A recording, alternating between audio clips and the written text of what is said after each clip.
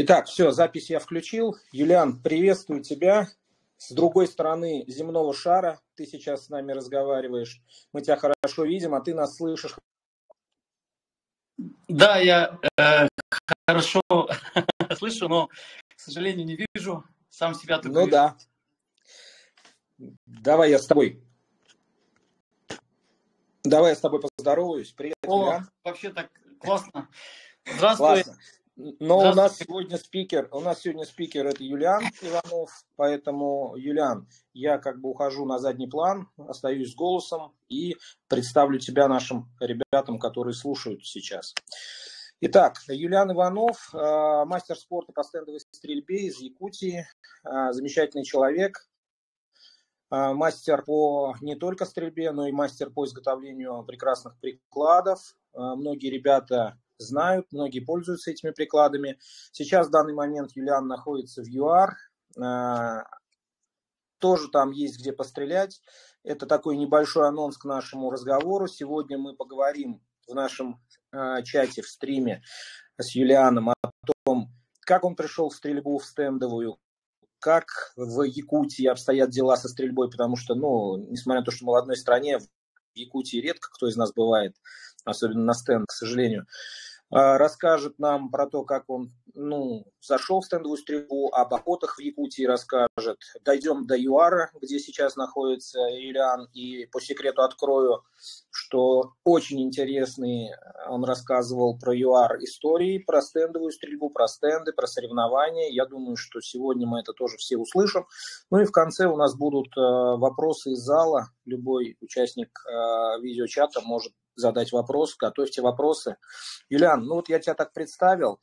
Начни с того, как ты вообще пришел в стендовую стрельбу и как начиналась твоя вообще охотничья карьера, если можно так сказать. Ребята, все, стрелковое братство, здравствуйте. Олег, спасибо тебе большое, что представил мне возможность, может быть, чем-то быть полезным для начинающих. Я в последний раз видел, как вы разговаривали с Дмитрием Ханом, и поставил вам лайк за то, что вы развиваете стрелковую тему. И когда ты мне задал вопрос, могу ли я что-нибудь рассказать про свое видение, где я нахожусь и как вообще мое отношение к стрельбе, я только двумя руками согласился.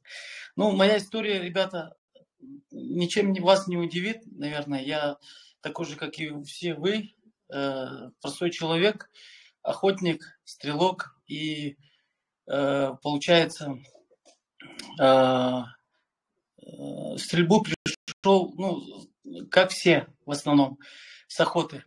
Я постараюсь много не говорить, ваше внимание много не забирать. Постараюсь емко говорить.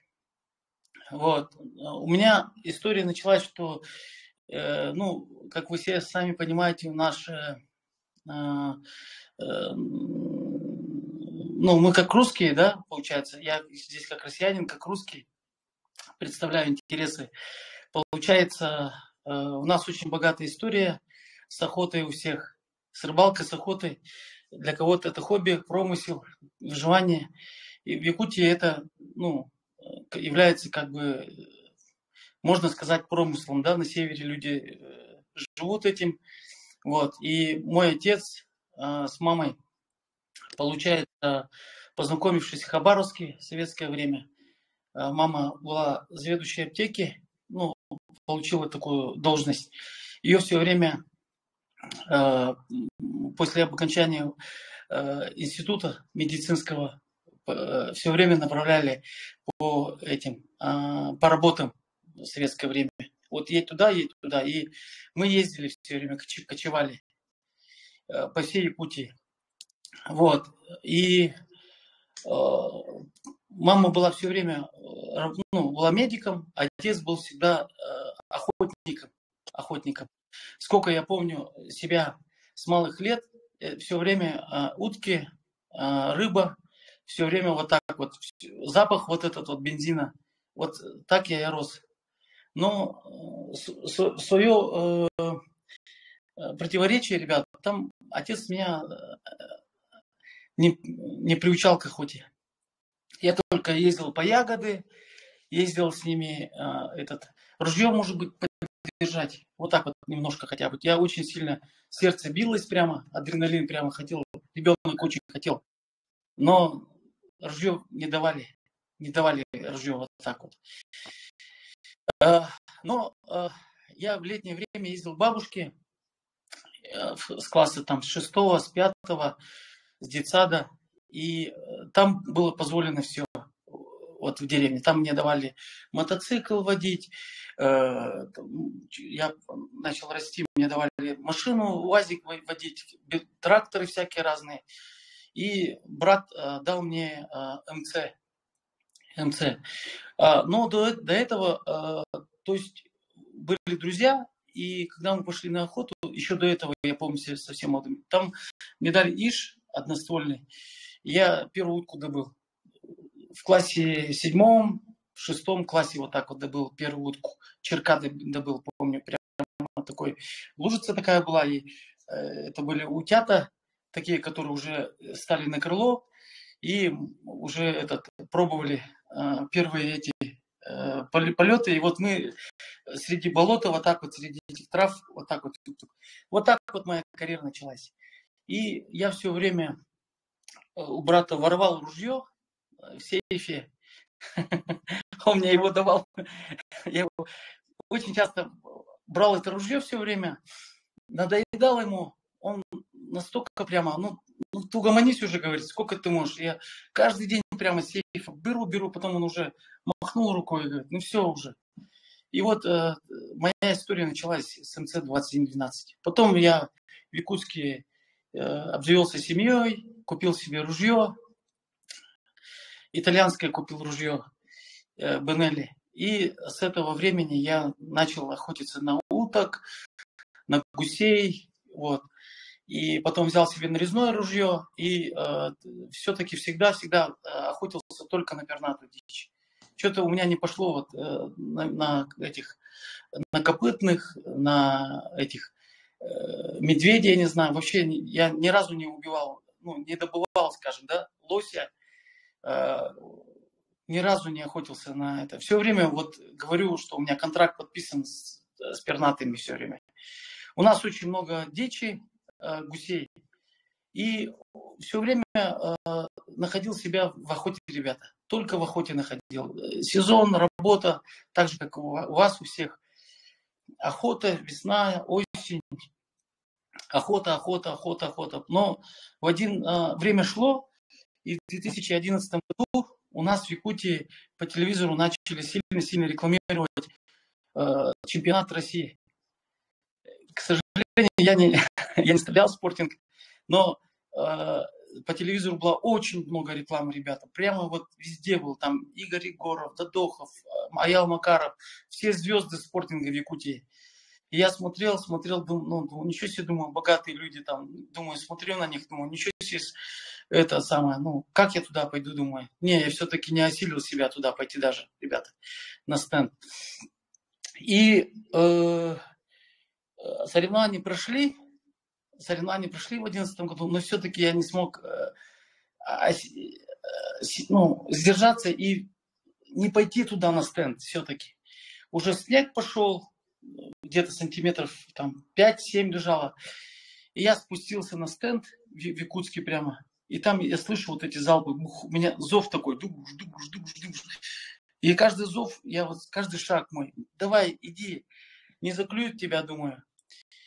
Там смотрю, джипы такие стоят, крутые, туда-сюда, думаю. И они стреляют. Я еще с каждым шагом. Подошел, а у меня ружье было. Я к вечеру пришел, где-то к 4 часам на стенд. И там ко мне подошел один парень, Кеша Барашков. Вот сейчас мы с ним разговариваем, общаемся. Я ему, кстати, вот неделю назад только это сказал. Что он... Меня слышно, да? Да. Мы тебя слышим. Да, продолжай. Он подошел ко мне, когда я стоял на стороне. Я очень хотел стрелять. И спросил, как дела, говорит. Я сказал, говорю, нормально. И так и завязалось общение. Если бы он бы ко мне не подошел, я бы, ну, мне бы внимания бы не обратил. Решился бы, да? А? Мог не решиться зайти. Да, я бы подумал, что я и так себя осилил, чтобы прийти туда на стенд. Но у меня был такой комплекс прямо, что там люди стреляют хорошо, прямо попадают, все. Джипы такие стоят крутые, ружья такие у них все золотые прямо. Я смотрел, и это моя стихия была. Я смотрел с открытым ртом, прямо так стоял, смотрел на них, и у меня слюни текли. Я не знаю почему. Они попадали, эти тарелки прямо, я не знаю. Конечно, если бы я пострелял, они бы, ну, не стали бы так смеяться надо мной, но все равно я очень комплексовал, так сказать. И он подошел со мной, пообщался, этот парень. И все, и сказал, ну ладно, подожди, говорит, сейчас. Они постреляют серию, и ты потом зайдешь, постреляешь. И он мне дал такое обещание. Вот, и меня оставил вот так вот стоять, и я посмотрел, как они стреляют. Разные полеты, там все, снег такой шел, уже темнело, и я начал стрелять. Ну, конечно, я там не стал, не попадал, но где-то я выстрелил 15, может быть, 18-16 стрельнул. Мне очень понравилось прям. И все. И вот как раз это был последний день, когда стенд повесили на крючок. В то время на зимнего стенда не было. И они прямо по этой горке, у нас стенд, как бы получается, в таком ущелье, такой приручей такой, и такие, как бы, получается, сосны везде. И вот в этой впадине происходит вот именно... Это стенд Берген, да? Да, Берген. Вот. И Берген это получается, ну, сильный, ловчий, так определяется. Они все поднялись по горке, я остался прямо так, кайфанул прямо так сильно, прямо стоял, такой, смотрел, такой, думаю, ничего себе, мне дали возможность пострелять здесь. И потом все, стенд закрылся, и сезон все. Я спросил у парней, у операторов, ну что, вы работаете, можно еще прийти? Они говорят, нет, говорят, мы закрылись. До следующего года. Приходите летом. Да, ужас. А лето в Якутии, оно недолгое, да? Утром встал, вечером лето кончилось. Или как у вас там обстоит дело с летом? Ну, сейчас в последнее время как бы чуть-чуть прибавилось, да, так скажем, потепление все-таки идет. Но у нас где-то в мае в месяце вот так вот, где-то так вот начинается более-менее. Снег, вот это все. И июне уже... Тогда стенд Берген возобновлял работу когда? В мае или пораньше все-таки? В мае. Мясной двор, там были соревнования. И вот они стреляли, как мне память, по-моему, даже... Нет, они вообще, когда снег большой снег, в апреле, в марте месяце, уже где-то минус 20, вот так вот начинали стрелять. Не вытерпевали вот так вот ожидания. И в 2012 году я пришел на стенд, я посмотрел все эти ролики зимой, как там мастеры спортов подтвердили, что там с России приехало очень много гостей, там чартерный рейс заказали, прям самолет. Возили, отдыхали, там столько было, президенты были, очень шумные, большие соревнования прошли в 2011 году прямо. Все были звезды стендовой стрельбы с России. И вот, в общем говоря, я смотрел на всех, как там Сабир Калимулин, Владислав Соломатин стрелял, а я Макаров стрелял, за всеми наблюдал, ну, долгими зимними вечерами, перематывал все время. Видел, как там мастеры спортов подтверждали, и как бы вот в 2012 году вот у меня началась стрельба. Вот. Да, я помню, это были очень мощные соревнования. Тогда, если мне не изменяет память, в призах были чуть ли не якутские алмазы. Давали там победителям, призерам. То есть очень такие, на всю страну гремел этот турнир. Действительно был чартер из Москвы. Я, к сожалению, тогда не попал в Якутию, но тоже были наслышаны. И получается, что ты вот как раз в 2012 году и начал более-менее предметно уже заниматься стендовой стрельбой. Стенд, там сразу ребята приняли, начали много советовать, много учить, помогать. И мне по счастливой случайности встретился Коля Кобяков, брат Сергей Кобяков, который мне за гроши свои отдал операции MX-2000. Он купил его за 500 тысяч, прямо в чемодане было 500 тысяч. Он мне его продал, ну, просто как помощь продал. За 200 тысяч просто отдал его и все. Я помню этот момент, он просто, говорит, посмотрел на меня так, говорит, ну, говорит, ты хочешь, говорит, будешь? Говорит, я говорю, ну да, буду. И он просто отдал мне это, прямо новое ружье, прямо отдал операции. Вот. Я с него начал стрелять с этой операции. Вот. Хорошее, тяжелое ружье было, но я не понимал ничего в этих ружьях. И я даже не стал ничего выбирать. Эксперт посоветовал, я сразу взял и пошло-поехало. Этот человек, Сергей Кобяков, вот хочу немножко остановиться о нем. Он ну, очень большой вклад делает сегодня, ну, не только он, но в частности хочу его отметить. Этот человек по сей день, вот в этом году 4 мастера спорта у нас. Ребята, те, которые по 2 года занимаются, по 3 года, только год занимаются, пришли, сразу мастеров подтвердили. Он с ними их тренирует.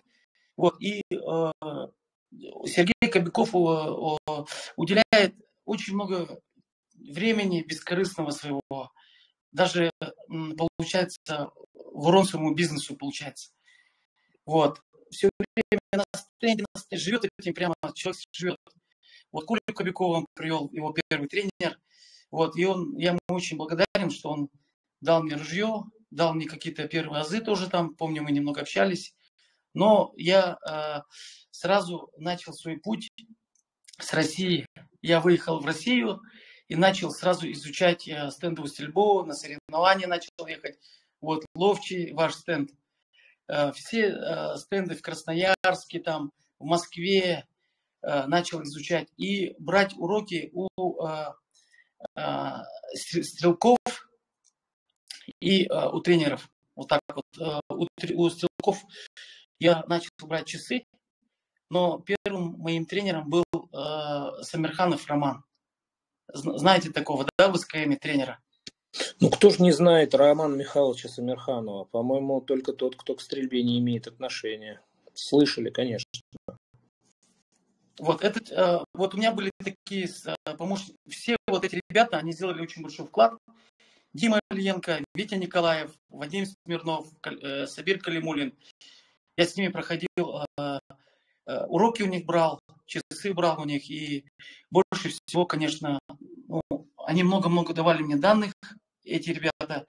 Все они пошли в пользу, очень сильно помогли. Но из них, конечно, я больше всего хотел отметить Самирханова Романа, потому что я жил там, в Москве, и там неделю тренировался у него. И он впоследствии дал мне очень данные, и это данные мне очень сильно пригодилось в жизни. Вот. И каждый вот эти вот вклад вот этих стрелков, которые мне давали данные, они тоже очень сильно пригодились. Вот так вот. Ну, Роман Михайлович, значит, заложил основы. То есть ты, получается, сразу не занимаясь ни с кем в Якутии, начал выездные соревнования и заниматься с тренерами в Москве, да? Вот в основном Москва, Питер еще, да, наверное, был. Смирнов, ты в Питер, наверное, ездил к нему? Да, я к Вадиму съездил в Питер, брал у него часы. Вот. И, ну, можно сказать так сразу, да, потому что я... В Якутии, конечно, ребята мне очень сильно помогали тоже, да, вот в основном как бы в общении туда-сюда, но у меня стрельба как бы не шла. Я не мог, вот, допустим, мне много объясняли, например, как стрелять, но я не мог так стрелять. И до сих пор не умею так стрелять. Вот, допустим, как ребята стреляют, там, например, там, от мишени, как-то вот так вот. Ну, оно у меня не шло. Я физически не мог воспроизвести это, ну, повторить это. Поэтому я начал собирать данные именно непосредственно в боях, в полях, чтобы у меня было много проблем, чтобы я получил много препятствий и начал вот так тренироваться. Ну, понятно, по сути, как бы с корабля на бал сразу в бой. А скажи, пожалуйста, и сколько времени у тебя занял твой путь до подтверждения мастера спорта, выполнения мастера спорта, и где это произошло? Получается, я вот вот в апреле, с марта я начал в 2012 году. Вот, и так, в 2012 году я начал, и, по-моему, через 2013 году, это, по-моему, весной, было в Колпино, в Северяниной. Мы подтвердили там с Рудаковым Алексеем, с Антоном Васильевым. Вот. Я там стрельнул дуплет 176. Вот. У меня был перестрел. И был запас, вот, я занял 3-е место, или 2-е место, по-моему, 2-е место, по-моему, что ли, вот, и подтвердил мастера спорта, вот. Ну, быстро получается, год с небольшим, и у тебя уровень вырос до 176 на дуплетке, да? Здорово. Есть, видимо, какие-то, наверное, охотничьи у тебя задатки, которые тебе позволили быстро схватывать. И тогда уж вопрос. Ты говоришь, не получалось отходить от мишени. Стрелял ты все-таки. Какая твоя базовая техника, если можно так выразиться? Как ты предпочитаешь работать с мишенями? Вот про это немножко. Ну вот, допустим, я, получается, не являюсь таким прямо топовым стрелком сегодня. Ну вот здесь вот выступал, первые места тоже занимал, было 3 соревнования, допустим. Дальние были запросы, это Фитас Спортинг, и был Компакт Спортинг. Вот на Компакт Спортинге я 183 стрельнул в гостях, меня включили сюда в группу, и получается на Компакт Спортинге там 160 сколько-то стрелял. Вот, и когда я начинал тренировку, у меня вот, я как сказал, что у меня вообще не получалось вот так вот отходить как-то так вот от мишени смотреть, все происходило очень быстро. И на этой волне я собирал данные у стрелков, охотников. И Роман Михайлович сказал мне одно, когда мы с ним тренировались, мне понравилась его манера, тем, что он как-то как мудро себя очень вел, не давил на меня, как-то так спокойно. Я думаю, ну что, дай мне там какой-нибудь этот анальгин, чтобы я сразу начал попадать, да, там, стрелял там. Он говорит, не надо 250 патронов, не надо 500 патронов, возьми там 2 пачки, говорит. Но я слушал его, подходил, он так, и что-то вот так вот, как-то так нащупывал. И в итоге, после тренировок я понял его основную идею, что он дал мне свободу выбора, оказывается, не давя на меня, не делая меня неправым, чтобы я сам нашел себя по своим ощущениям, где я могу быть в оптимальном боевом состоянии, как я могу дать, он не навязывает, дает, вот, давал мне вот, ну, как ты смотришь сам, как ты видишь, тебе идет тебе такое? Ну, идет. Ну вот и все, вот так вот как-то вот так вот общение все время у меня, вот как мы сейчас с Костром, как будто общение такое вот дает, предоставляет возможность. Ну, у каждого тренера свой подход. И у всех у них есть плюсы, ребята. Потому что когда есть человек рядом, невозможно амбициозно отвернуться, откреститься от всех и сказать, я буду сам по полю идти, и мне никто не нужен. Они многое делали для того, чтобы наблюдать со стороны, где у меня есть ошибки. Ты вроде думаешь, что у тебя все правильно получается, но на самом деле очень хорошо, когда есть второй человек, который видит, и когда он говорит тебе, и ты видишь действительно, что это что-то у тебя не идет вот так, как нужно, то ты с этим соглашаешься. Юлиан, ну и получается 1,5 года примерно занял путь до мастера, и какой при этом настрел у тебя за этот период произошел? Ведь получается в декабре опять ты стрелять не мог в Якутии, то есть где ты стрелял в это время? Ездил по стране? Москва, Питер? Зимой стрелял или нет? Вот между 12 и 13 годом. Получается, у нас вот только несколько лет тому назад построили зимний стенд, где с окошка мы стреляем, допустим. Это сразу прибавило. Человеку, оказывается, регулярно надо стрелять. У нас был один энтузиаст, не был, а он есть, И я хочу, чтобы он тоже сейчас возобновил, Петр Николаевич Андреев, свою деятельность. Вот он первый, тот, кто зимний стенд вообще идею нам дал.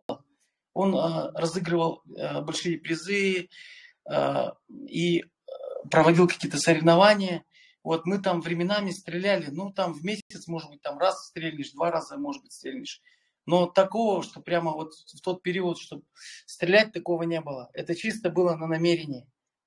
Я поставил себе цель стрельнуть как можно больше, чтобы у меня была какая-то цифра, как можно больше, сухая какая-то цифра. И я шел к этой цифре. Я знал, что не надо думать про мастера спорта. Если я выбью больше мишеней, все, значит, это будет мое. Как проходишь через остров, и сколько ты набил зайцев, не жалеешь. Все, это твое. Вот. Ну и получается, что у тебя как раз выпал зимний период. Ты, по сути, с марта там, в 2012 году начал с апреля тренироваться, стрелять, ездить по стране, по соревнованиям, брать уроки у разных тренеров. И получается, к осени у тебя стрелковая твоя деятельность закончилась, а в следующем году ты выполнил мастера.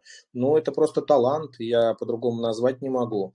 На моей памяти людей... И настрел какой у тебя за этот период получился? Ты вел примерно дневник, настрел учитывал свой? Что у тебя вот в этом плане?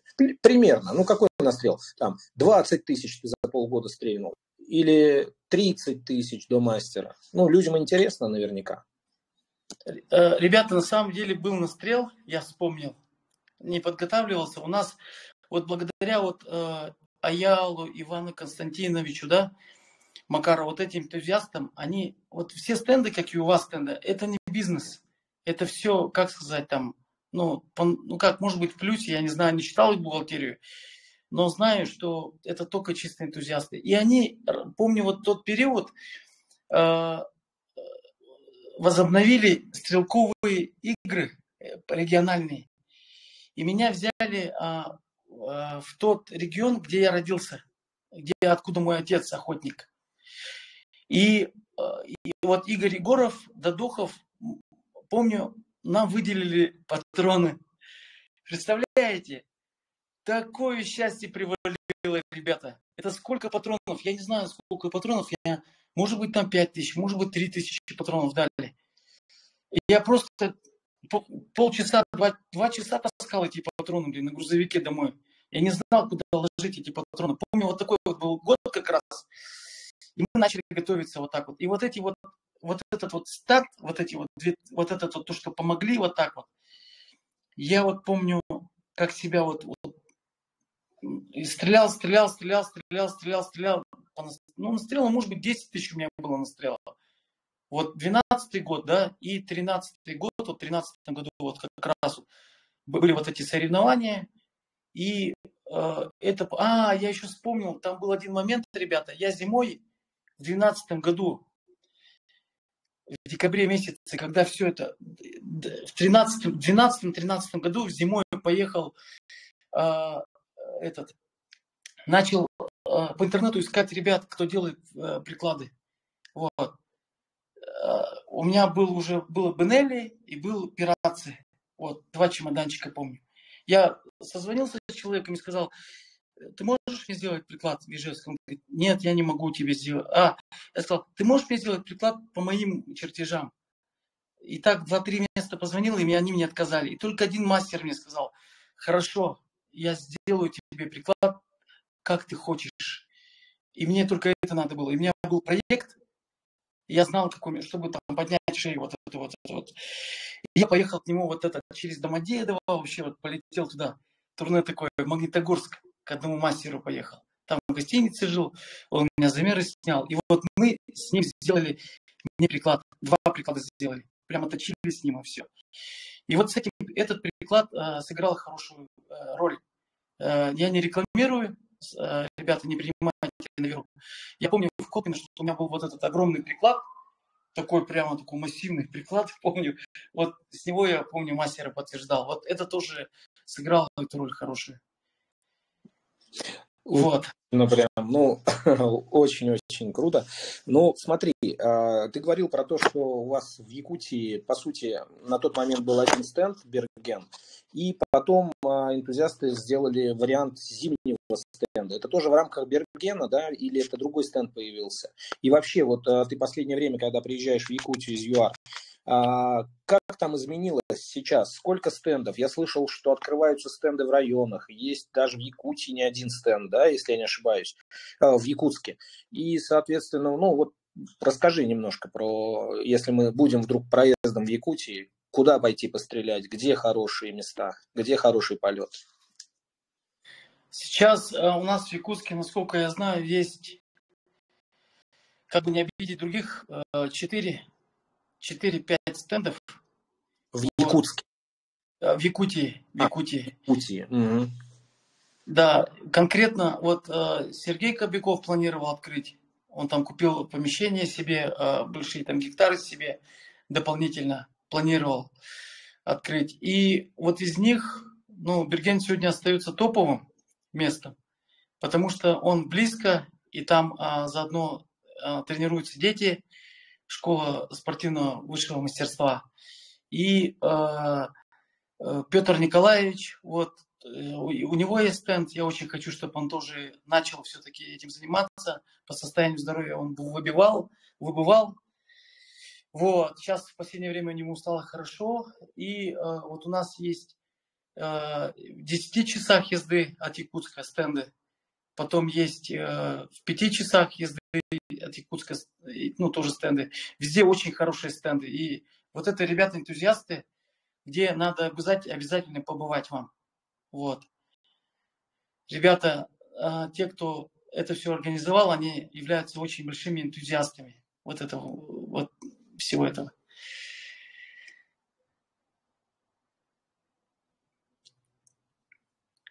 Да, понятно. У вас стендов в Якутии получается побольше, чем в большинстве областей России. У нас на Самарскую область 2 стрелковых комплекса на всю Самарскую область, у вас в Якутии 5.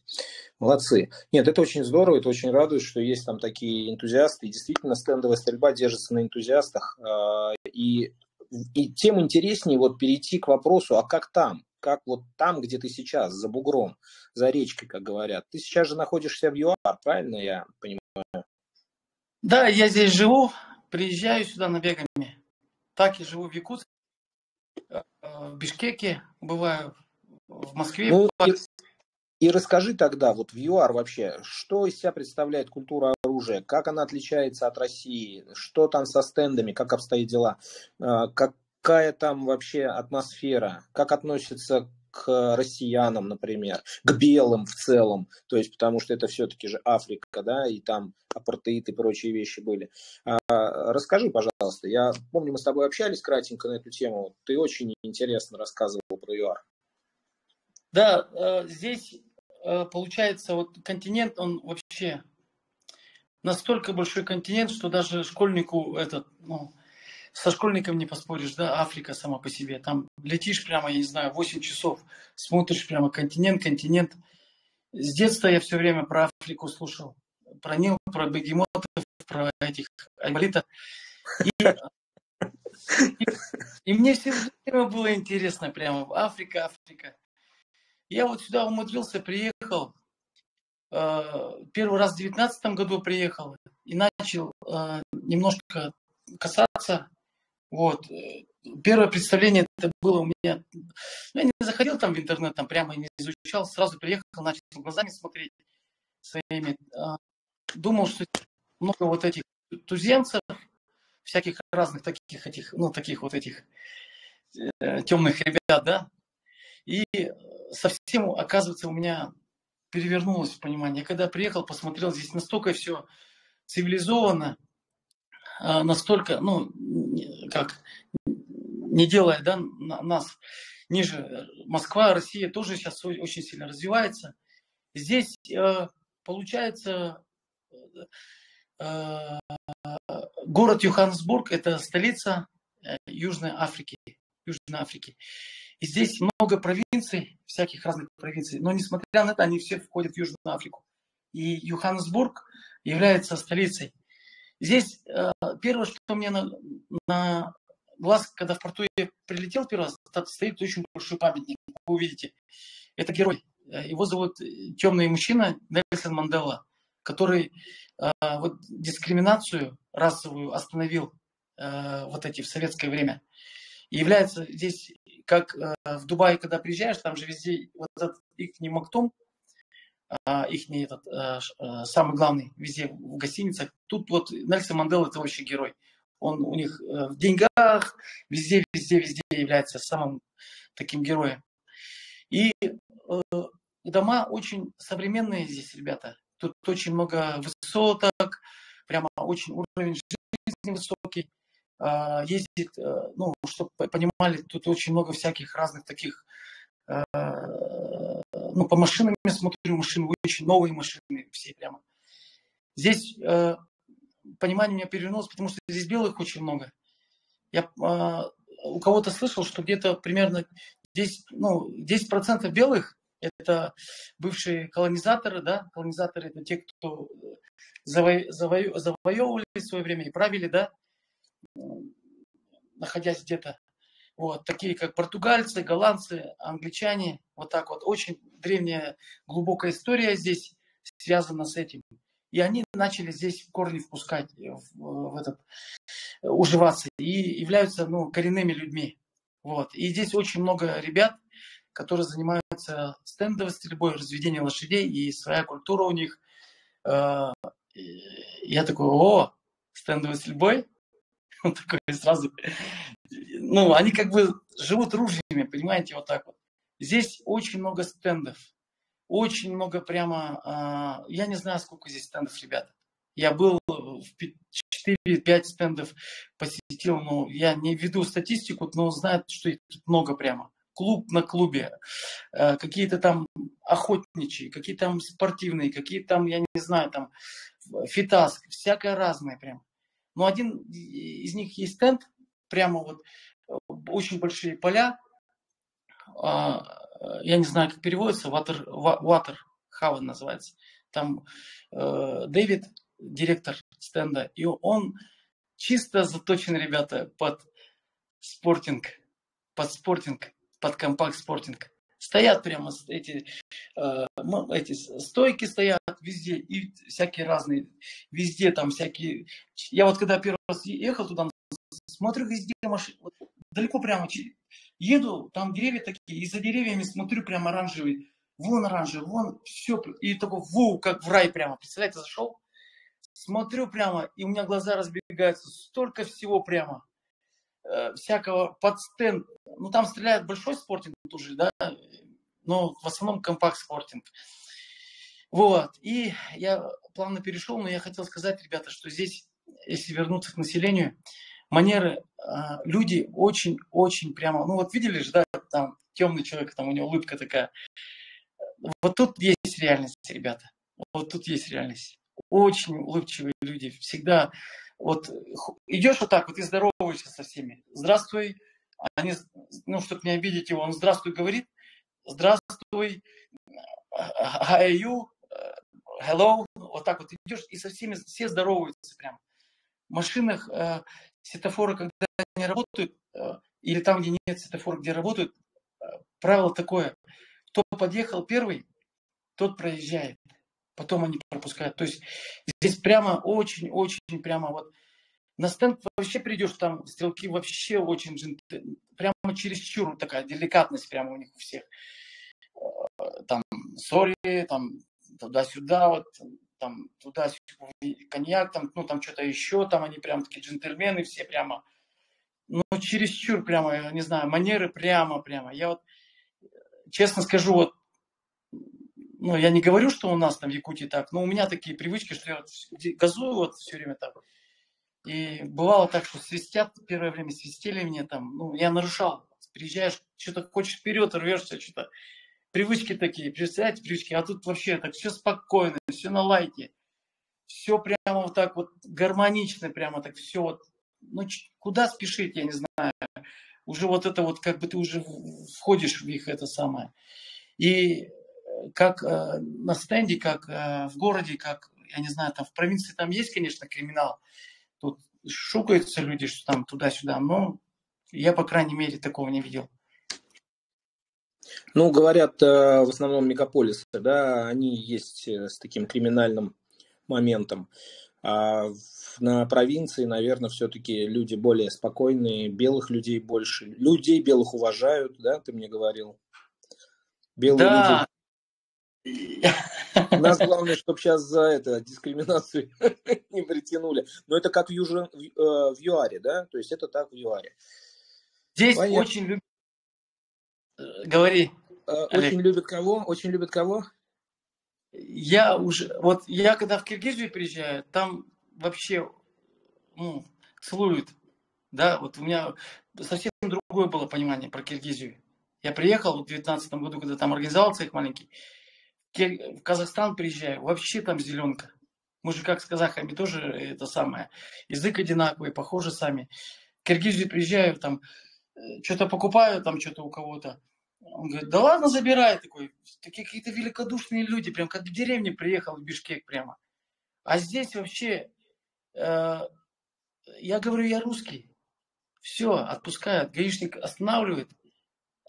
How are you? Туда-сюда. О, Russian? Yes, I'm Russian. Все. Зеленка. На стенде, наверное, говоришь I'm Russian, и тебе бесплатно патроны дают и тарелки. Ну, такого, конечно, нет, но население само прямо к русским прямо, я не знаю, что вот русские в свое время здесь сделали прямо такое, что-то помогали прямо так. Отношения очень хорошие. Вот я вот есть. Что? Позитивное отношение к русским – это приятно слышать, особенно в наше неспокойное время. А ты скажи, пожалуйста, вот на стендах, возвращаясь все-таки, то есть стенды частные, есть хозяин или это клуб, ты приезжаешь, как вообще там организовано? Ты можешь в любое время приехать, оплатить. Сколько стоит пострелять вообще? Ну, как по бюджету в ЮАР пострелять? Как соревнования у них проходят? Ну, я не могу ничем вас удивить, все как в России, ребят. Также, у меня ружья нету, я оружие здесь арендую. Вот, аренда То есть ружья на стоит. стенде можно арендовать ружье. А каким оружием в основном, ну, в прокате, по крайней мере, что ты можешь взять? И чем стреляют стрелки, с которыми ты знаком, кого ты видел? Какие предпочитают модели? Здесь очень много стрелков, прямо, не знаю, как можно сказать, кузница, что ли, если судить, потому что здесь есть молодые юноши или там пожилые, прямо там ходят с тросточкой, стреляют. И машинки такие стоят, музейные, всякие разные. Люди там, я не знаю, с 30-х годов стреляют прямо. Или еще, не знаю, там это дальше больше. И у них, я посмотрел на оружие, мое наблюдение такое, что они стреляют. Криховые у них редкость, очень мало криховых. В основном топовое оружие это ДТ-11, ДТ-10. Пирации я вообще мало встречал. Вот. И оружие в основном это браунинги, береты, вся эта серия, полуавтоматы всякие разные, там береты А400 всякие разные, такой вот. Так просто прямо. Не знаю. Ну, очень просто прямо. Точно не Якутия. Ну, точно. Да. В Якутии криков это все, да? Ну, понятно. Как соревнования у них проводятся? Ты в какой-то клуб уже там вступил или как-то познакомился? Как вообще? Вот ты говоришь, ты поучаствовал в фитаске. Что интересного вообще вынес? Какие полеты у них? Какой ландшафт? Вообще погода какая там?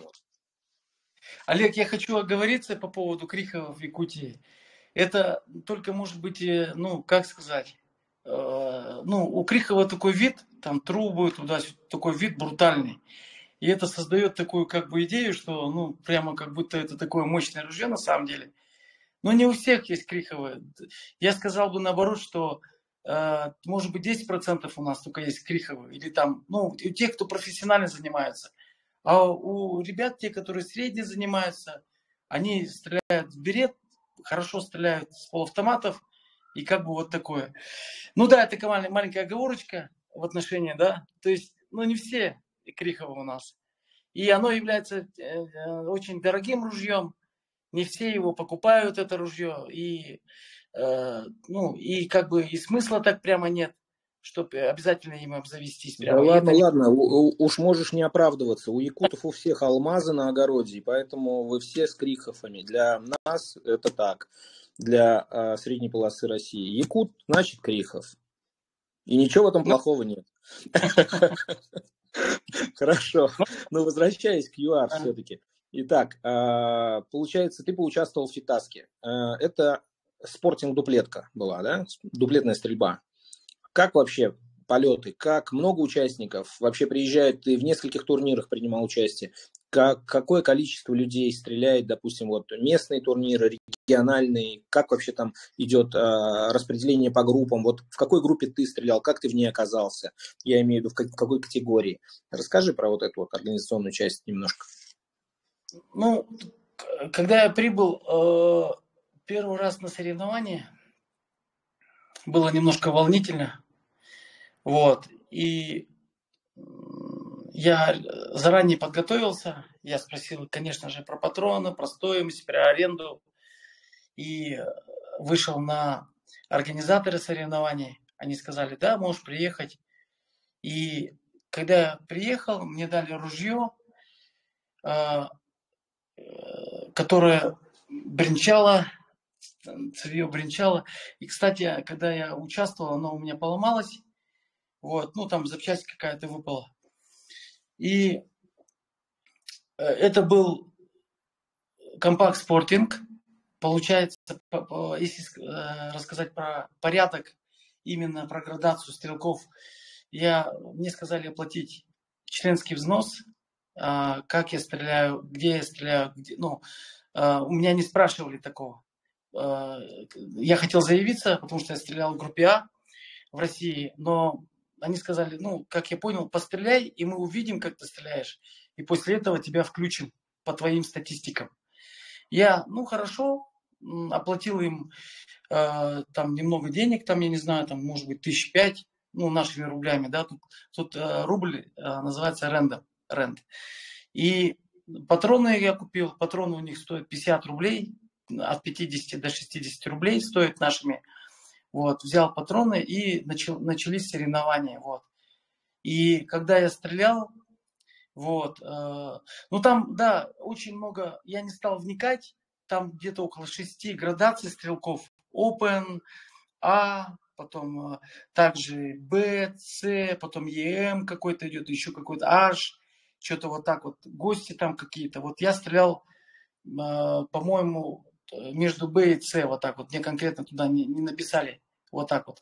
И я выстрелил 183, вот, вот, и в итоге, ну, я занял первое место, 183, там топы стреляли 194, 194 стреляли, очень хорошо стреляли, был компакт спортинг, полеты были супер лайтовые, вообще, можно, я не знаю, как сказать, с рогатки стрелять так не назову, но просто были лайтовые полеты, просто это, ну, это было просто, как сказать, для души, Это понимаете? просто был праздник души.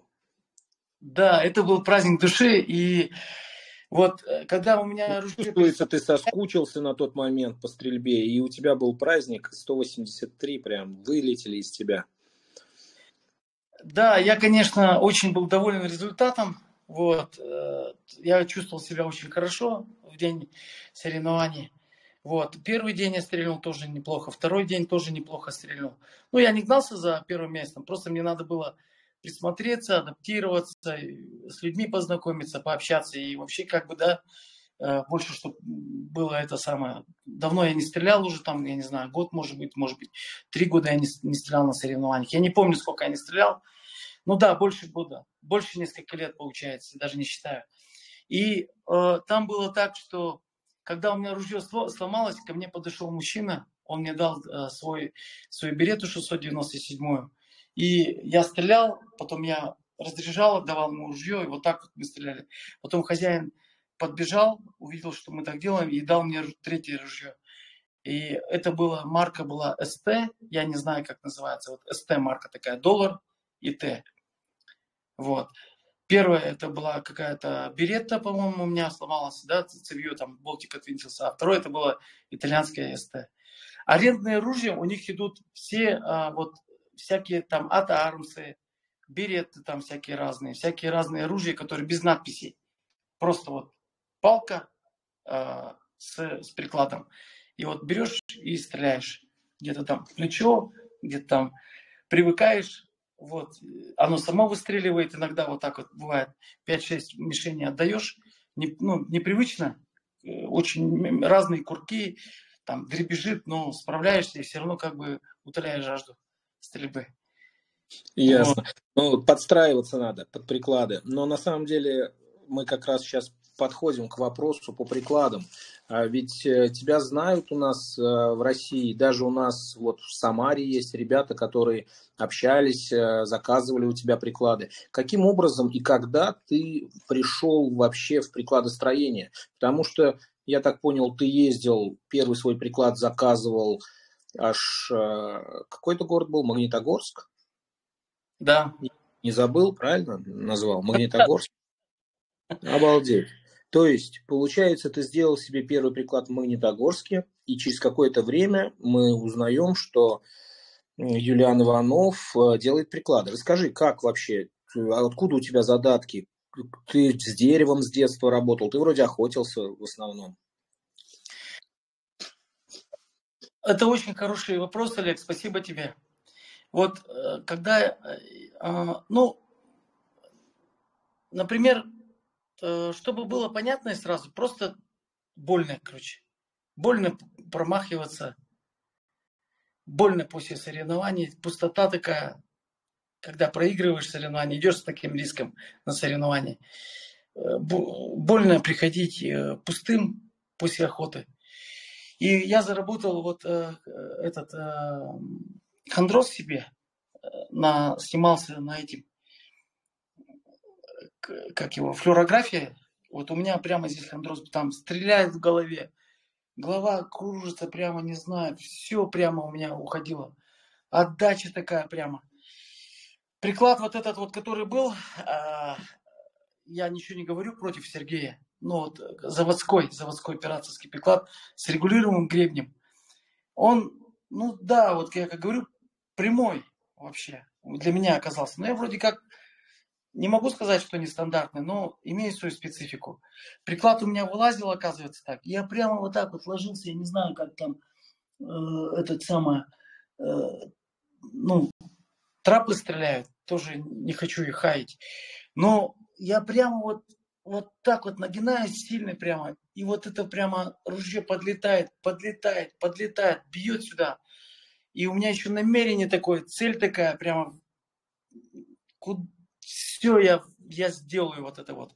Может быть, это наоборот было против меня, вот это вот как в вольной борьбе. Ну, я как понял это потом, когда я начал потихоньку тренироваться, что вот это усилие, вот это напряжение, и вот этот приклад, вот этот вот, мое, вот когда много стреляешь, настрел такой прямо, бешеный прямо ритм. Все прямо вперед пускаешь. Цель поставлена, видишь прямо, идешь прямо к ней, этой цели. Не взирая ни на что прямо. И вот приклад вот этот вот мне боль сделал. У меня хондроз я заработал очень сильный. И у меня появилась такая проблема. И после этого я был вынужден, я понял, что я зимой, когда снег пошел, я взял вот так вот ружье в тот год, да, по-моему, дома, помню, стою вот такой, взял вот его, 10 секунд буквально, и у меня тут начало болеть, вот тут все болит. Я думаю, зачем я нахер-то с такого приклада себе делаю больно? Зачем мне так? Смотрю, он как стреляет.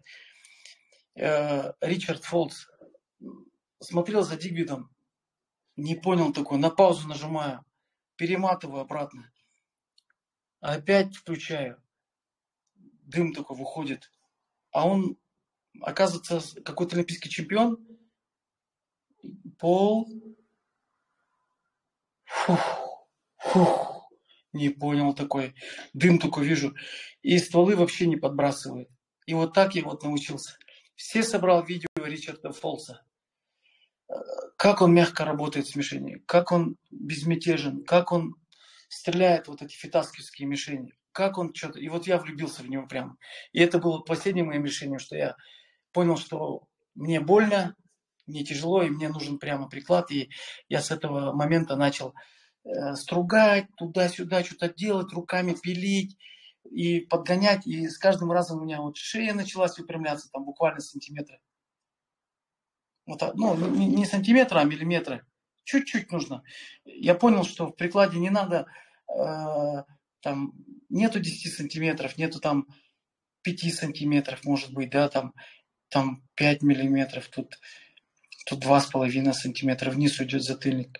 Вот 2,5. Пич какой-то, ну вот округлое у меня плечо. Ну, значит, если она криво лежит вот так вот, а не вот так вот, значит, мне надо вот так вот попробовать. Ну-ка, попробую-ка. Чек выставил, только стреляю. Ну, подбросов нет, ствола вроде. Ну-ка, давай еще больше. Ух ты, ничего себе. Ставлю ружье вот так вертикально. Допустим, вот так ставлю вот так. Ух ты, ничего себе. На час, пока, на час. Давай еще больше. Чик. Ну, как бы к 2 часам уже ближе. И с каждым разом глаз открывается, глаз домкратится, шея поднимается.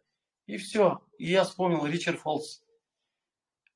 То есть получается самоучка в прикладостроении, да? По видео посмотрел, и дерево, руки, ну то есть врезка, это же все-таки, наверное, не так-то просто сделать врезку, чтобы у тебя не разошлись щеки, чтобы не появилось трещин. Как вот, у тебя был какой-то учитель, кто тебе давал уроки работы со стамеской? У вас, может, там энтузиастов много, стамесочников в Якутии. Как вообще вот ты начал сам пилить приклады? Вот это меня интересует. Нет, ну, в частности, честно говоря, я редко делаю приклады. Я организовал команду сейчас, которая, ну, мы закупили там станки. Сегодня мы делаем все вручную. И очень много берем замеров в онлайн. Прямо это очень кропотливая работа, она очень капризная работа, это дерево. Но на самом деле бояться ничего не надо. Это просто дерево, если под микроскопом смотреть, это коралл, оно впитывает масло. И ну, дружишь с ним, ну, дерево, ну, ошибочку сделал, ну ладно, давай еще чуть-чуть. Ну, я простыми словами назвал, вот просто вот, как бы, как вы все знаете, например, что прирост это приклад, чтобы это просто наполнитель. Это просто деревянный наполнитель, который забивает вот это вот пространство, чтобы вот это вот так вот не делалось. Так сделаешь, тебе усилия не хватит, 28 грамм все равно не толкнут. Поэтому чуть-чуть надо вот так вот. Тут все равно сухожилия тянут. Чуть-чуть вот так вот. Чуть-чуть должно быть все. Вот прямо вот оно в идеале должно быть полностью вот заполнено вот в этом пространстве, вот этот вот пластилин или тесто я называю.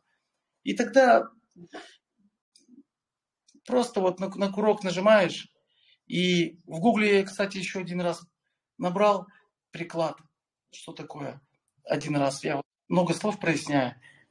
Он отправляет глаголу прикладывать. Прикладывать. Что такое прикладывать? И там есть вот определение такое в гугле. Плотно и тесно прижимать что-то к чему-то. Я только сразу вспомнил. Вот это же есть, Олег, вагоны. Ну да. У вагонов же есть такие штуки, да? Такие вот такие штуки. Ну вот как называется это вот? Куда вот? Ну ладно. Ну, я не железнодорожник, я тебе правильно не скажу, но показал ты, мы поняли, все поняли, что ты имеешь в виду. То есть, и как это к прикладам имеет, какое отношение? То есть, что тебе открылось? Да, и когда ты дочку плотно прижимаешь, да, что-то ты плотно прикладываешь, когда ты что-то плотно прикладывать. Значит, плотно это вот так. Это когда нету зазора. Это когда все вот не свистит ничего. Все плотно должно быть. Плотно. Ну-ка дай-ка попробую, как плотно. Давай-ка туда пробку еще раз. 5 миллиметров. Ага, мало. Не хватает. Давай еще. 5 миллиметров. Еще. Все. Чук. Хопа. Замок. Вот теперь плотно. И ну-ка нажимаю-ка. Хопа. Ту-ду. Ух ты, ну-ка. Вот этого же не было же. Ту-ду. Вот этого не было. Подброс. Ну там есть, конечно, подброс, да? От него никак не уйдешь, но он минимальный. И мягко, когда нажимаешь. И привыкаешь уже как-то мягко нажимать на курок. Мягко. То есть без... Вот бывает же вот осечка, когда случается, нажимаешь, и у тебя так делаешь. И когда это вот привычка, когда неправильный приклад, он бьет постоянно, человек пытается компенсировать, добивать телом чем-то вот плотно. Одно целое хочет стать человек, одно целое, чтобы оно... Ну, как ты сказал про Ричарда Фолтса, да, то есть стрелять в естественном положении, расслабленные, ну, в меру расслабленные плечи, естественное положение головы, плотное прилегание приклада, хороший пич, хорошая такая комфортная отдача, отсутствие подброса стволов, рукоятка должна быть удобная, чтобы палец на курке находился там, где надо, чтобы естественное было нажатие, без подрывов, без зажимов. То есть вот это все ты хотел сейчас описать, я правильно понял? Да, вот у Ричард Фолкс, у него просто вот такая вот деревяшка, обычная деревяшка, такой приклад, просто деревяшка. И, может быть, он из ТСК стрелял, может быть, с каких-то этих костылей стрелял. Ну, Ну, нам просто это это... неведомо, мы видим, как он стреляет. Стреляет Ричард Фолтс, конечно, великолепно. Скажи, пожалуйста, а какой материал ты используешь? Я так понимаю, вот команда у тебя работает, те, кто готовят, делают приклады. Из какого материала делаете? Из киргизского ореха или из турецкого ореха или с кавказского ореха? И применяете ли, например, там новомодные какие-нибудь ламинаты или еще что-то? Мы делаем из всех материалов, любой материал делаем, который есть, но Ты рекомендуешь, что ты сам считаешь правильным для хорошего приклада, для попадучего приклада? Хоть я и не люблю это слово попадучий приклад, да, но все же. Как вот, какой материал ты сам бы рекомендовал начинающему вот стрелку, охотнику, который посмотрит стрим, скажет, вот хочу обратиться там к Юлиану Иванову, заказать у него приклад, ты бы вот ему сказал, он говорит, вот хочу там, например, там ламинат, пускай будет ламинат. А ты бы ему вот что сказал? ну, я бы сказал бы, выбери сам, который тебе по душе. Он бы мне задал Это должно вопрос. быть визуально, или это должны быть какие-то характеристики эксплуатационные, допустим, там серьезные нагрузки, стрельба в дождь, или там, допустим, восприимчивость к отдаче, мягкий материал, жесткий материал. Вот эти моменты. Как-то ты... Или это просто должно понравиться. Вот человек не разбирается, он говорит, ну вот хочу сделать приклад, заказать хочу приклад. Что ты посоветуешь? Но вряд ли я думаю, что он может разбираться, новичок, в плотностях, да и вообще продвинутый стрелок тоже. И я сам даже, допустим, в плотностях не сильно как бы, да, рублю в этой теме. Но дерево, оно должно быть, во-первых, красивое по рисунку. Там, где оно должно соединяться с металлом, оно должно быть такое волнистое в этом месте. И оно должно быть просто, ну, максимально плотное, не рыхлое должно быть дерево. Рыхлое дерево это, ну ты чувствуешь его. Приклады я не знаю, сколько весят, кому как, но они идут там 500, 700 грамм, кому-то 450, а по-разному.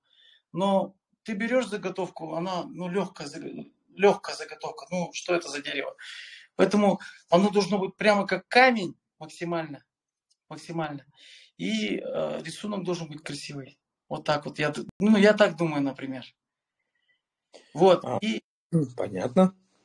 да, И и дальше у тебя и идет процедура обмера. То есть некие как бы вопросы, которые ты, опросник передаешь человеку.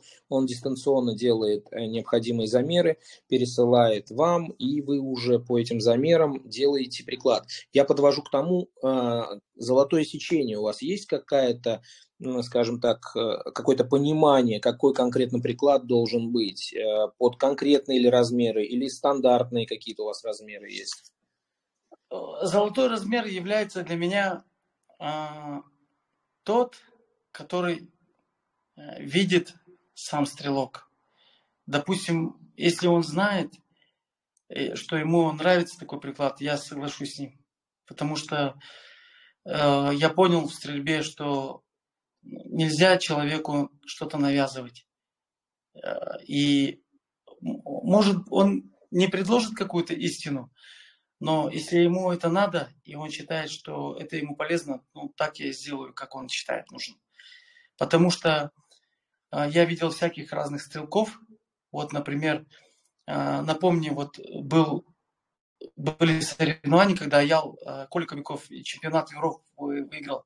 Там был венгер, который с Аялом перестрелял. Шардахели, да. Да, Шардахели, Андрас, спасибо. Видели он как вот так держит? Как он стоит? Как он стоит? Вот так вот. Поднимает плечо, вот так вот вниз опускает. Разные французы есть, которые так прямо стоят вот широко, ноги раздвигают. Гебен Майлз стоит как-то, да, по-своему. Вот. Но им так нравится стрелять, они выигрывают соревнования. Поэтому для меня, например, реальность такая, что если им это приносит пользу, если клиент приходит и говорит, вот так, вот такой чертеж хочу я ему, конечно, предложу, если он мне позволит сказать что-то. Ну, я ставлю 5 копеек, если он хочет услышать, я ему скажу. А так, в основном, вот и техника стрельбы, если ему такая нравится, ну, пускай стреляет. Приклад он считает такой попадучий. Ну, мне нравится такой прикладистый приклад, да? Ну, если он считает такой, значит это так. Ну, у меня такая истина на сегодня. Любой, хоть если даже это вот как у Ричарда Фолса, когда смотришь на его, там он стреляет с какой-то, то ли рицини или гамба какая-то у него была. Там просто деревяшка. Просто, я не знаю, чуть ли никакой эстетики нет. Но он свою функцию выполняет стак стам. Все. Вот. Хорошо, ну и тогда вот вопрос такой. Начинающим стрелкам, охотникам, которые пришли на стенд в первый раз, с чего ты порекомендуешь им начать? Начать, например, с того, что у них есть, не заморачиваться на первых порах с изготовлением приклада и, допустим, позаниматься с тренером, с инструктором, поставить стойку, найти свою стойку и потом уже делать приклад. Или все-таки вначале заняться прикладом. Что вот ты посоветуешь начинающим стрелкам, как им по пути правильного приклада двинуться? Ну, в основном начинающий стрелок – это тот стрелок, как я, например, который не готов сразу покупать себе приклад, денег много тратить, он еще сам себя ищет. Я предложил бы ему все-таки открыть глаз, там, налепить какой-то неопрен, подколхозить там что-то, да. У нас же много в России стрелков, которые могут посоветовать. Вот, например, ты, Олег, энтузиаст. Каждый там, Дима Ильенко, все могут посоветовать. Они могут подойти и там посмотреть даже по интернету и подколхозить свой приклад, я так предлагаю. Постреляв, нащупав, какую-то практику какую-то выработав, только после этого я считаю, что нужно может быть, они даже ружье еще свое продадут, правильно? Ну, то есть, получается, то, что я сейчас услышал, ты предлагаешь все-таки начинающим стрелкам сразу переходить к открытой планке, то есть приоткрывать планку, открытая, наверное, я круто сказал, то есть с приоткрытой планкой, да, учиться стрелять. Вот эта вот тема охотничья, закрытая планка, на твой взгляд, это в спортинге неприменимо или вот какое твое видение? Ну, конечно, нельзя сказать однобоко, что если ты начинающий, иди там, Открывай. допустим. Если Да, ты начинающий, открывай планку. да. Или там, например, иди колхоз приклад. Разные люди есть, разные цели есть у людей. Кому-то может и подойти сразу, да? А как понять человеку, что ему не подходит? Ну, самое главное, основное мерило это что-то иное, то, что он делает. Если он, например, допустим, я вот сейчас встану, вот моя просто комплекция, Ну вот стойку стал, вот, допустим, вот и замок. Вот. Если что-то делает иное, вот так вот, что-то иное, ну, сразу видно здесь напряжение, вот этот вот, то это сразу отразится на промахах. И человек... Вообще приклад это... получается, я не хотел бы так долго про приклад рассказывать, чтобы у нас как бы стрим не переходил как бы в рекламу. Но Да, я бы... дело же не в рекламе. Мы же сейчас говорим о советах начинающим стрелкам. Наверное, ты как мастер спорта, как человек, который изготавливает приклады, можешь дать совет, как никто другой. То есть ребята есть, которые, ну, допустим, вот купил ружье, приехал на стенд первый раз, даже на охоту некоторые не ездят, первые у них выстрелы на стенде происходят. То есть вот он приехал на стенд. Хорошо, если есть там инструктор толковый. Вот он сам пришел, встал, попросил там мишень, ему запустили, он выстрелил, получил удар в скулу, там, изогнул шею, заметил он это, не заметил, это уже другой вопрос. Но вот в данном случае, как бы, что ему делать-то? Куда обращаться? Вот ты как ему посоветуешь дальше двигаться? Ну, исходя из таких вопросов, я предлагаю смотреть на свои цели. Если человек в стендовой стрельбе уже его, как говорят, ёкнуло внутри, и он Мгм. понял, что его, да, то надо заказывать приклад, если есть возможности. Потому что техника никакая не ведется. Не ведется, когда приклад короткий или длинный, здесь, например, или низкий, или глаз закрытый. Что-то вот вообще, ну, то есть я предлагаю не смотреть на эту деревяшку. Это просто деревяшка, это просто материя. Очень важно ваше время. Время, потраченное вот на стенд, на патроны, на внимание ваше, семья, охота. Ждем сезон охоты. Потом пришли и... Ну зачем? Поэтому хочется попадать, если надо попадать, чтобы техника какая-то водилась, чтобы панорама была хорошая, чтобы человек смотрел хорошо на мишень. Смотрел хорошо на мишень. Но обязательно должен быть приклад. Но он не обязательно должен быть заказанный. Это может быть и заводской приклад, который хорошо попадает. Ну, вот много же ребят есть, кто стреляет со спортивных ружей, к которым подошел приклад, например. Это надо смотреть. Вот. Поэтому разные могут быть моменты в таком формате. То есть можно заказывать, если цель поставлена.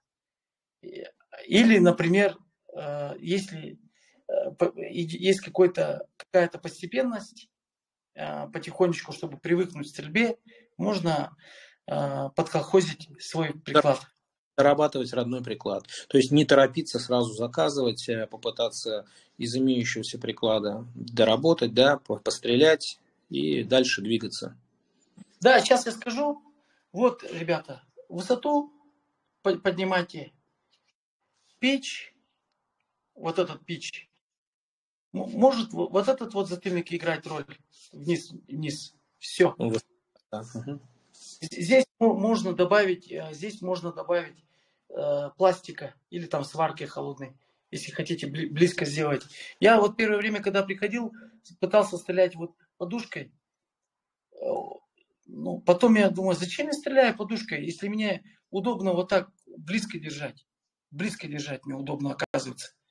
И когда и мягко нажимать мне удобно, когда И близко оказывается. контролируется спуск лучше. Ну вот видишь, да, как-то вот, а когда вот так вот, прямо вот так вот я стрелял, там вот на операции была курок вот так вот регулировался. У меня палец напряженный, холод такой стоит, и я непроизвольный выстрел, тутуш делаю.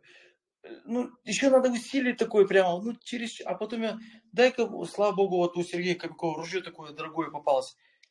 Ближе, ближе, и такой, ну-ка, о, хорошо-то как стало. Ну-ка, ты ж, заяц, дай, мягко. О, как приятно, Ну, кажется. мы не так давно в чате как раз обсуждали вот эту тему. Ребята жаловались, что кому-то натирает палец, подушечку до крови, там, краем острым спускового крючка. Я им тоже советовал попробовать пострелять вот сгибом фаланги первый, который ты сейчас показал.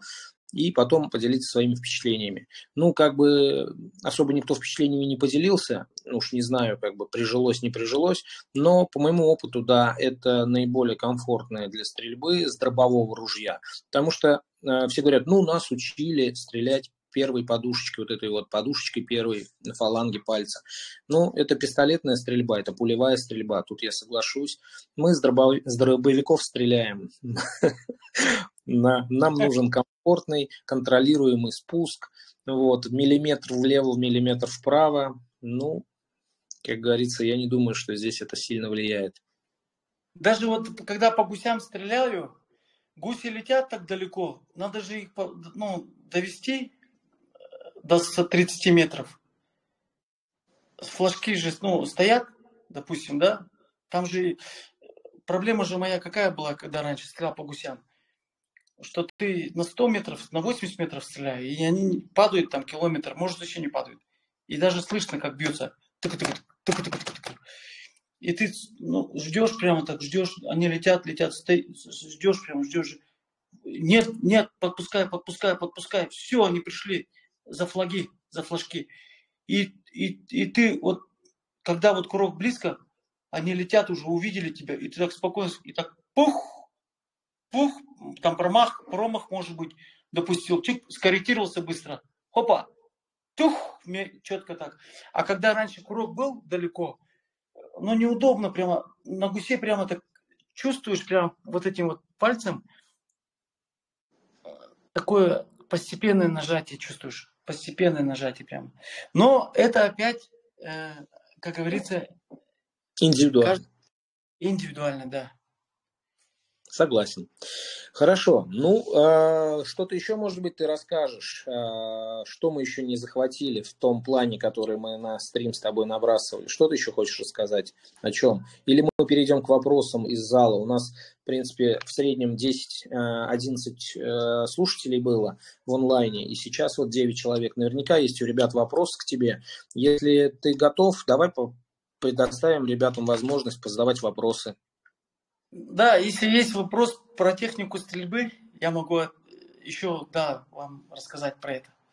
Ну, расскажи тогда про технику стрельбы. Вот тебе сразу вопрос. Ну, у меня вот, когда я тренировался у всех стрелков и у тренеров, они заложили большой фундамент, у людей учатся. Вот. Всем спасибо огромное прямо. Моим тренерам и всем тем, кто помогает. Все время они говорили, смотри мишень. Куда бы я ни пришел, все прямо, Сабир, Роман Михайлович, Вадим, да, уважаемый, все всегда говорят, смотри мишень. Все. И вот каждый раз, когда постепенно идешь, строишься как стрелок, в конце приходит мало слов, одна идея. И здесь много замешательства, много слов, много идей разных. И здесь вот приходит, просто должно быть, просто. И я просто понял, что техника, когда вот, почему у меня, оказывается, не получалось попадать, как у ребят первое время, да? Почему я не мог хотя бы стрелять 160 в свое время? Потому что я хочу поделиться всем ребятам, что стрельба, это мое понимание, не принимайте на веру, она очень тонкая, ребята. Мы стреляем мыслью. То есть я когда приходил на стенд, уставший с работы, злой, нервный, там промахи, я нервничаю, патроны, гильзы бросал, что-то там еще, там судья, кто-то, все, ребята, это все. Промах это будет. И я начал думать, что техника это всегда говорят, от мишени работай, под мишенью работай, уходи всегда спереди, там всегда ходи. И что-то оно не идет у меня. И не так не идет, и не так не идет. А один раз приду прямо, так хорошо стрельну прямо. Прямо центром забираю. В дольки, в маленькие кусочки так приятно бывает иногда. Потом я все-таки понял. Значит, моя техника А что такое техника? Опять. Техника – это способ, какой-то метод. Там, огонь разжигать, там какие-то свои как называется, Лайфхак. лайфхаки. Да, и я понял, что техника, она моя, состоит именно от моего состояния, оказывается. А что такое состояние? Состояние – это положение дел. Какой я сейчас? Я же человек тоже, как и вы все. И где-то горюю, где-то радуюсь, где-то устаю, где-то счастлив, где-то могу не сонливый, где-то голодный. Состояния разные могут быть. И я понял, что чтобы стать суперспособным,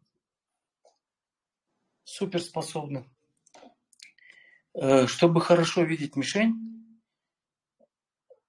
близко видеть мишень, нужно заработать это состояние. Надо, а это все оказывается очень просто. Это все на пальцах. Это сон, кушаешь хорошо, питание, да, тренируешься немного, немало, там все погорает по этому, да. Цели свои ставишь, косяки не поришь в семье, на работе косяки не поришь, с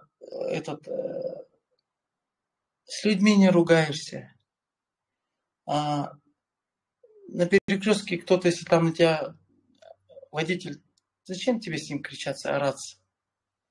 Неделя должна, вот как ты вот на работу пришел, работаешь, везде есть проблемы. На работе тоже проблемы, ты тоже дуплет стреляешь. Жена голодная пришла, кричит на тебя, тоже надо дуплет сделать. Везде, вот жизнь такая вот, надо везде вот состояние, это вот, оно, вот ты не один. Но это не психология, я вообще психологию не проповедую. Но психология Это это как понимать. философия. Философия спортинга, да? Спокойно, размеренно, уверенно движешься к своей цели. Да. Ну, крутые слова на самом деле, да. Продолжай, да. Внимательно слушаем. Да, Олег, спасибо, ты правильно заметил. Ну, просто это ощущение, это записки, да, свои записки. Просто, когда мне говорят, под мишенью работай, я стою такой весь такой, под мишенью работай. И я такой чик, и промах. Потом до меня доходит какой-то момент, совсем недавно, несколько лет назад, что когда я программирую, да, мишень летит, я же, оказывается, трусливо, я не смотрю на нее, я контролирую стволы, оказывается. И у меня внутри нету этих каких-то этих статистических процентов, где на мишени сколько процентов, и сколько у меня уходит на планку, чтобы проконтролировать, чтобы делать ее, там, если я запрограммировал, что нужно ее на обгоне стрелять. Все, я запрограммировал, я в ловушку попал, оказывается. Ну, для меня так. И я стал такой, дай, она летит. И я смотрю на мишень бедный. Ну, я не сочувствую, просто. И такой смотрю на мишень, и обхожу ее, и, оказывается, я смотрю на стволы. 20-30% я своих дорогих отдаю. Ну, конечно, надо смотреть на стволы. Все равно они контролируются, как у танка ствол, да? Но если я изначально ставлю программу, что я храбро стреляю, и у меня состояние лайтовое, хорошо встал, хорошо выспался, алкоголя вообще не было у меня уже, давно ничего нету, все четко, на работе все подготовил, все отдал, все долги отдал, все хорошо. Жена там что-то последний день, когда собираюсь, что-то начинает, улаживаю спокойно, хорошо, она мне провожает, что-то там отдал кому-то, кто-то едет, телефон выключил уже, не смотрю телефон, все, пришел, смотрю, запах чувствую весенний, росинку смотрю, муравей ходит, четко, внимание, все, собрал внимание, ни с кем не ругаюсь, ничего, все, только мишень, полное настоящее время. Встал, все, никакой психологии, ничего нету, просто это ощущение мое. И у вас такое есть тоже. Дай, конечно, она летит. Конечно, я, может быть, если я с 5-го номера стреляю, скидываю мишень с правого номера, который снизу вверх подлетает. Конечно, я не успею спереди, да, но моя задача это просто посмотреть на мишень мягко. Да, и она медленно летит. Я смотрю ее, и вот тогда, когда ее полностью контролирую, храбрую эту мишень, она летит, я уверен, что все топы так стреляют. Она летит, эта мишень. И, конечно, ты можешь хоть что сделать. У тебя приоритетная первая задача на мишени. И второе, ты можешь там стрельнуть там, от нее можешь там в обгоне ее, конечно, с 5-го номера лучше ее в обгоне там на проходе стрелять, потому что она быстро взлетит.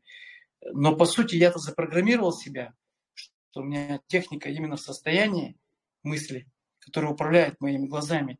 А глаза это у меня хлеб. И вот я смотрю мишень, она летит. И все, она такая мягкая мишень. Она мягкая мишень, она летит, я ее полностью контролирую. И я нажимаю медленно. Спокойно нажимаю, и я еще при этом получаю удовольствие. После того, как я ее забираю. Лаш, все.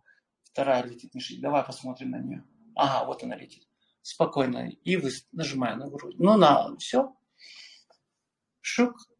Никакие эмоции, никуда не уходишь в энтузиазм и могущество там. Я там думаю, что там первое место, второе место, промажу, дуплет, четвертак.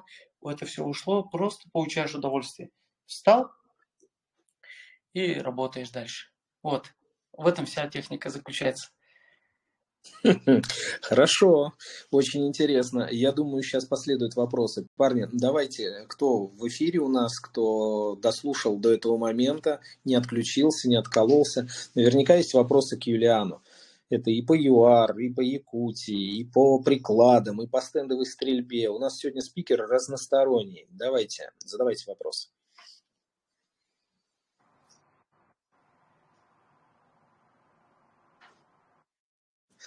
Хорошо, пока вопросов нет, Юлиан, давай я тебе задам вопрос. Друзья, сейчас зададут. Да, если что, ребят, включайтесь, прям вопрос возник, прям нажимайте микрофончик и задавайте его в прямом эфире, я замолчу сразу же. Вопрос такой, ты сейчас, рассказывая про технику стрельбы, про философию стрельбы, я ее так назову, вот про свои ощущения, как нужно работать с мишенью, о чем думать, ты упомянул там и стрельбу на проходе там, с 5-го номера, и там стрельбу от мишени. Так все-таки есть у тебя какая-то базовая техника, которой ты стреляешь, скажем так, подавляющее большинство мишеней? Или у тебя на каждую мишень ты выбираешь технику, исходя из вот сиюминутной задачи, сиюминутных ощущений? Есть у тебя любимая техника? Давай с этого начнем. Для спортинга, для компакт-спортинга. Про круг не говорю. Любимая, вот опять же также вернусь. Может быть, я сейчас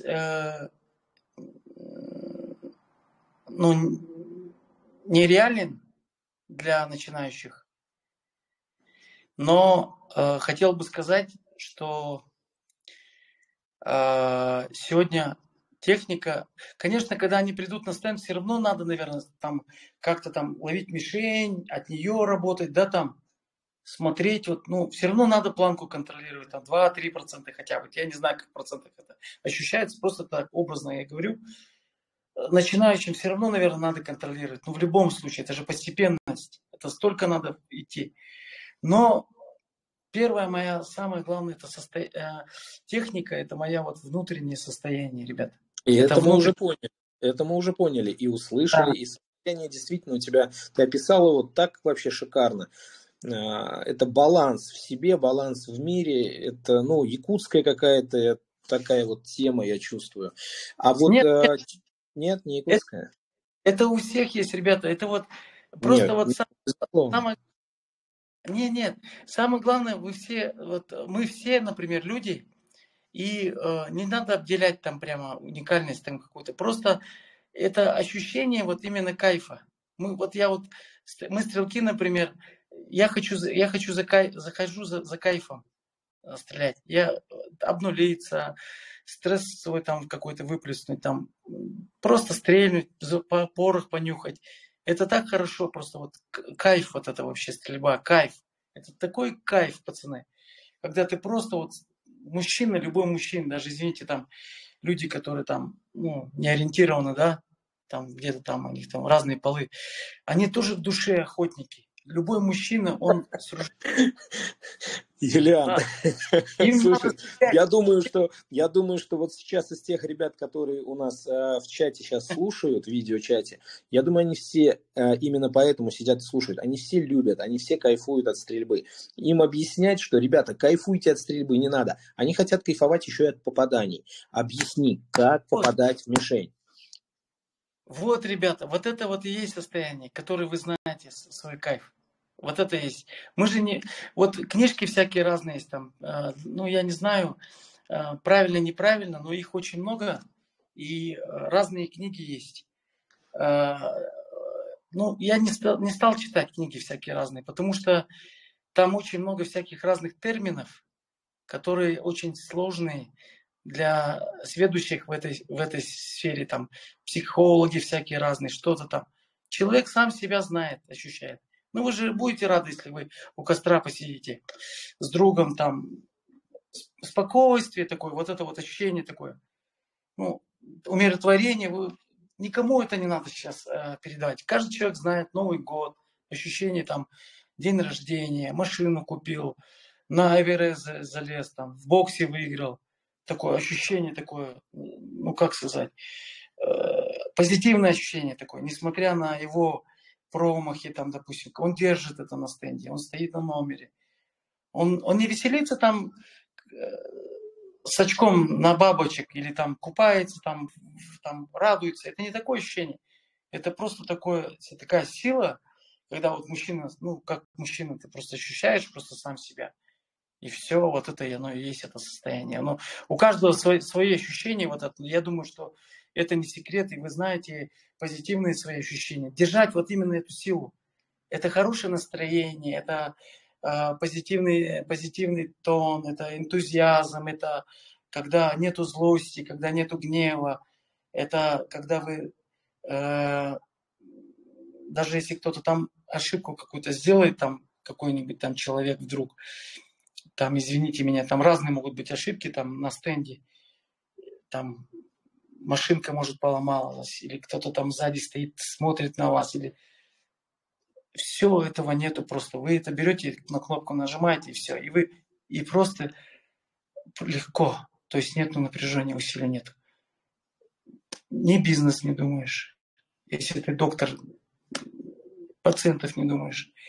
День рождения не думаешь про сына, который сегодня будешь встречать. Охоту не думаешь, телефон выключил. Все, полный ноль.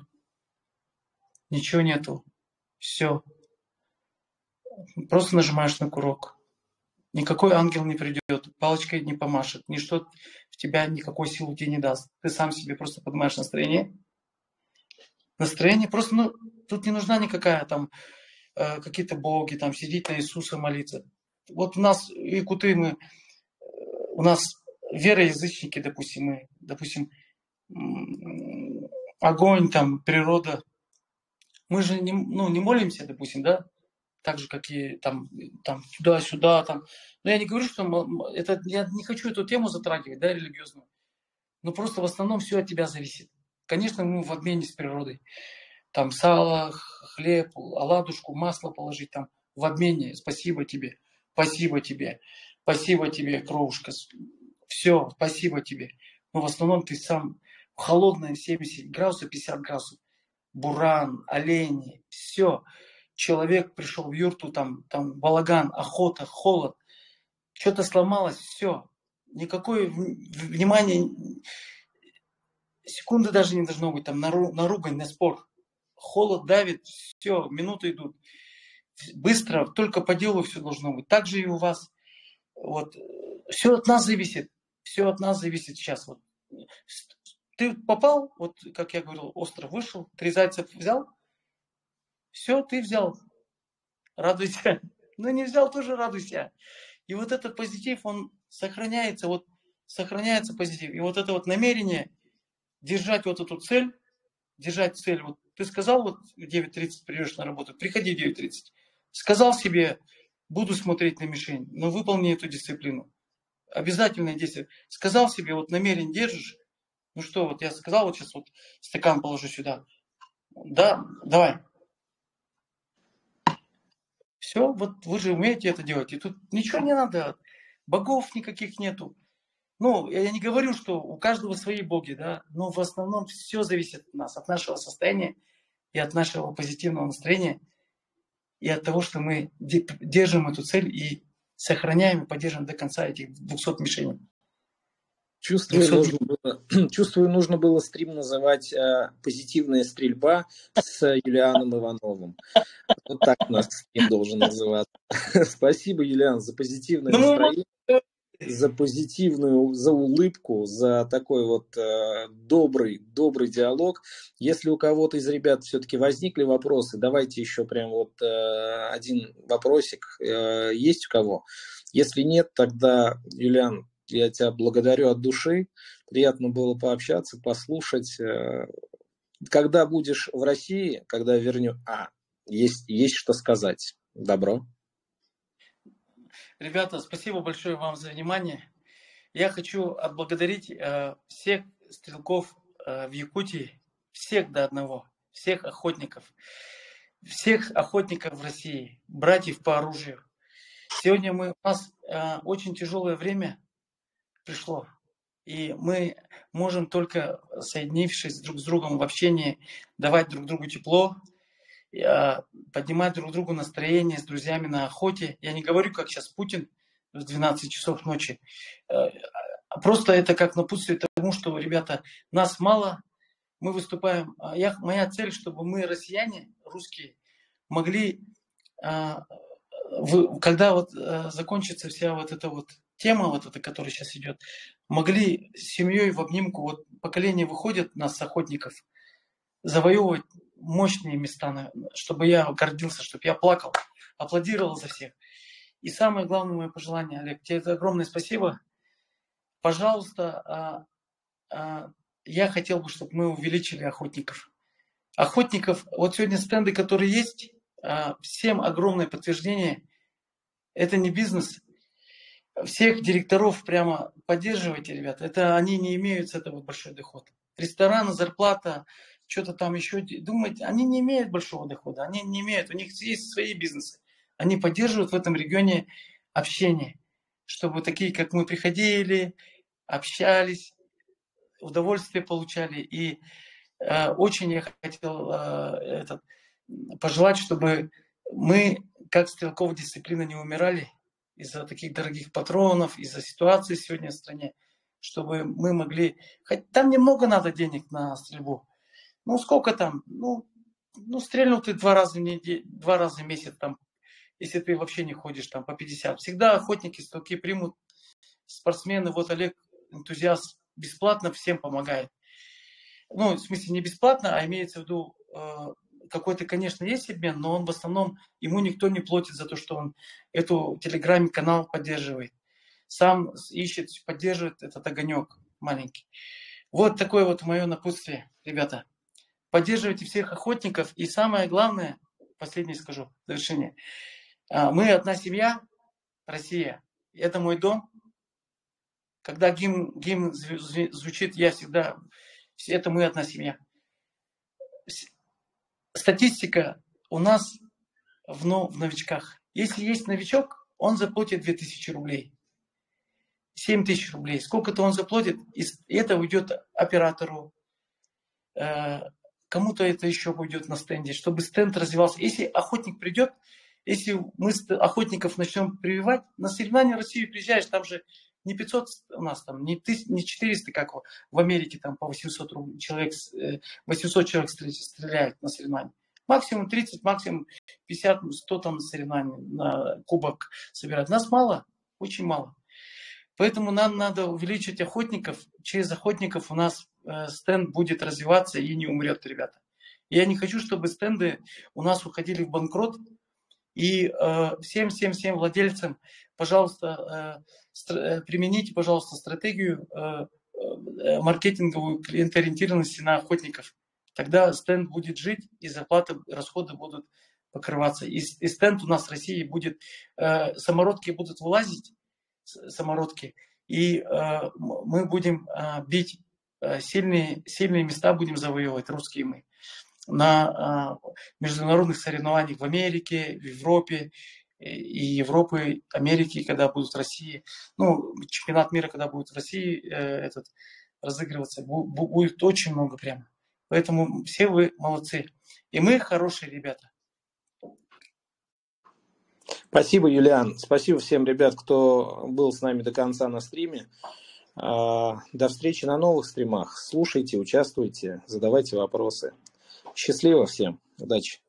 Спасибо, Олег. Спасибо, ребята. Спасибо большое за настроение. Отлично. Спасибо.